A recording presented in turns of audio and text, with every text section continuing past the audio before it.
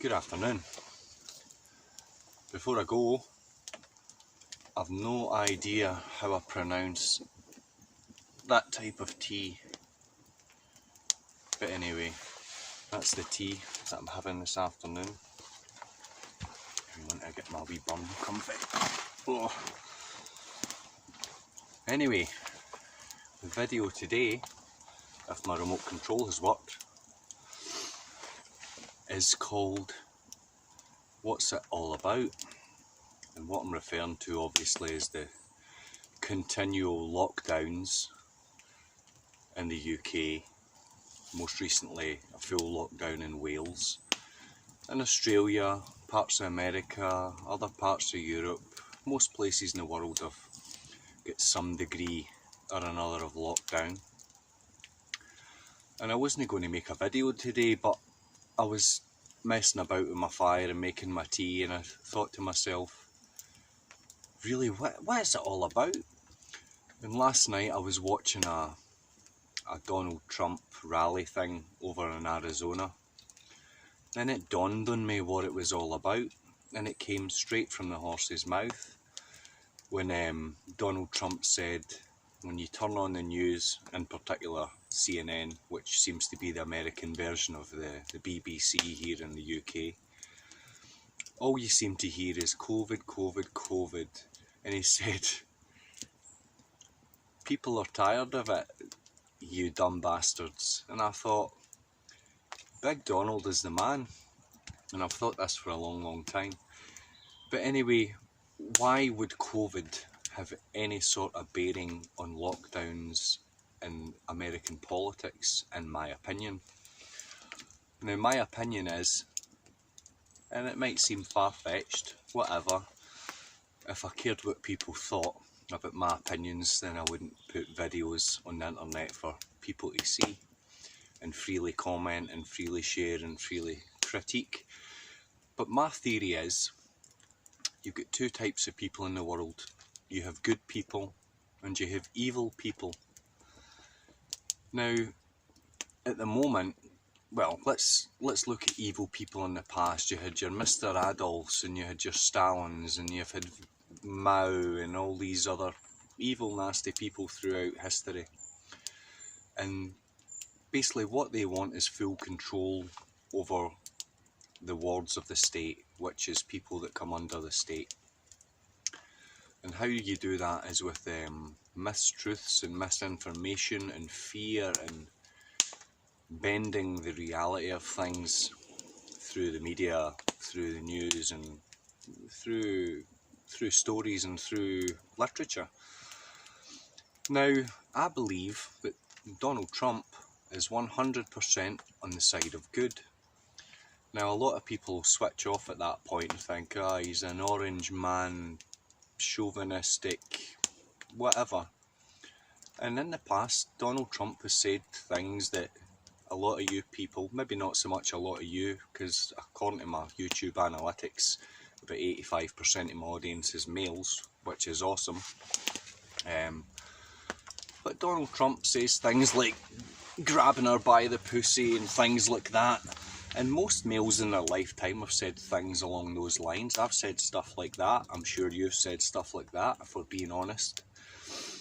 And the reason why I believe that a lot of people don't like it, in particular women and beta males, is women dread to think that they don't have complete and utter attention and control of their man, and the thought of their man looking at someone beautiful and sexually attractive and saying something like Donald Trump would say, it absolutely messes their mind. And beta males, and my definition of a beta male is a man led by a woman or a man led by others, they want to be on a team. They couldn't handle life without someone guiding them, or the woman in their life, or mum or gran or something like that. They have never experienced a strong male leader. And when they look at Donald Trump, they see the opposite of what they are. They see what they are not, which is a man who doesn't care what you think, says what he wants, says what he believes, whether it's true or not. that's matter of the fact, or besides the point. But Donald Trump is your stereotypical man, in my view, who doesn't care what others think, says what he likes, does what he likes, and if you don't like it, he doesn't give a shit. And that's how guys should be, but too many guys seem to give a shit now. Now back to the politics. What would happen if Donald Trump loses? Now, with all these lockdowns in Australia and Europe and Canada and America, you have various different parties, but they all are influenced and funded by the same group of people. Most of you guys will be aware of the Soros and the Rockefellers and Bill Gates and Gavi and all this nonsense. These are the people in the world with money, and the Rothschilds or the Rothschilds, the Red Shields of Switzerland. These are the people with money, and these people dictate politics through financial influence. Now, Donald Trump doesn't need that financial influence, which makes him, again, manly, unique. He hasn't been bought. People don't have dirt on him. And you look at all the Sturgeons and the Boris Johnsons to a degree, the Macrons, the Merkels, what's your man, Joe Biden. These people all have a burden of debt to someone somewhere, maybe someone who knows dirt about them in a sordid past life, and these sordid things that happen in the world, your Epstein Islands and whatever, they tend to attract these high power people, or people with financial influence. Anyway, if Donald Trump loses, then you've got another one of these evil people in the last free country on earth where people have the right to defend themselves, they have the right to freedom of speech.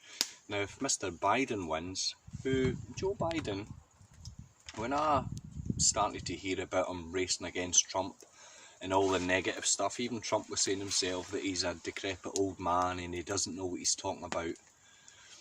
When I heard him in the first live debate, I thought, he's not as bad as the right would make out, and he's not, as in cognitively, but the guy is still on the side of evil, and you can hear by his policies, and you can look through his track record and things that he's pushed through in the past.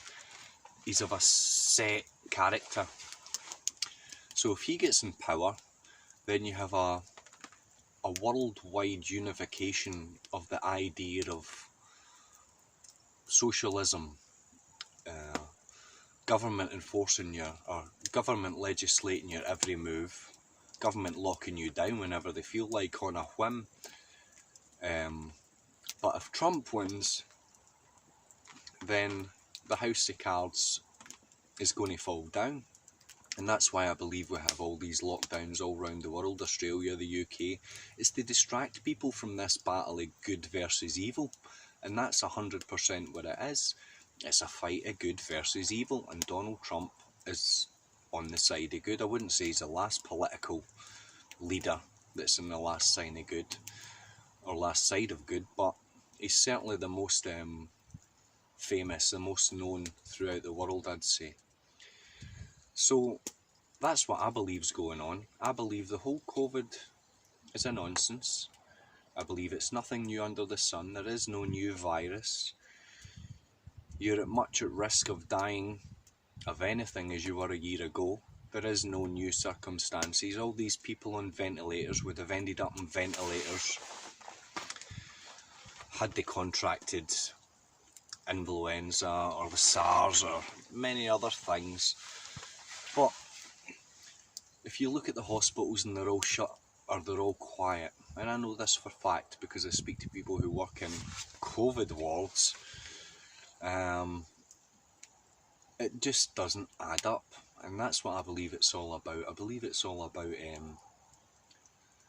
is the world going to swing one way or swing another way? There must have been a tilting point at one point before the Nazis took charge of Germany and other parts of Europe, when it swung in favour of the Nazis. And it's certainly swinging in favour of the globalist communists at the moment, and Donald Trump is their last hurdle. If they can get that man out of there, we're all pretty much doomed for a long time, until it gets so bad where people realise that they were supporting the side of evil. And that seems to be the problem, that most people don't realise that they are evil. You ask most people if they're good or bad, most people would say they're good, but that's not true. I would say 90% of people, and I deal with a lot of people and I hear a lot of stories and I see a lot of things, I would say 90% of people are flat out unknowingly evil. But that's a topic for another day. But I just thought I'd share that. That's what I think, what is going on. I really do believe that. And everyone that's against Mr. Trump, they appear to have a vested interest, or when it comes to public opinion, that opinion usually stems from he's a reflection on what they are not. And it seems to be that, particular here in Scotland, where everyone's Nicola Sturgeon worshipping, it's the idolatry of women. And beta males, they idolise women, they don't want to get offside with women for what God, because they can't stand on their own 2 feet, they can't voice an opinion, or they have no opinions of their own. They're just, I hate the term sheeple, but they just are one of the flock, sadly. But that's me for today. Thanks for watching. Adios.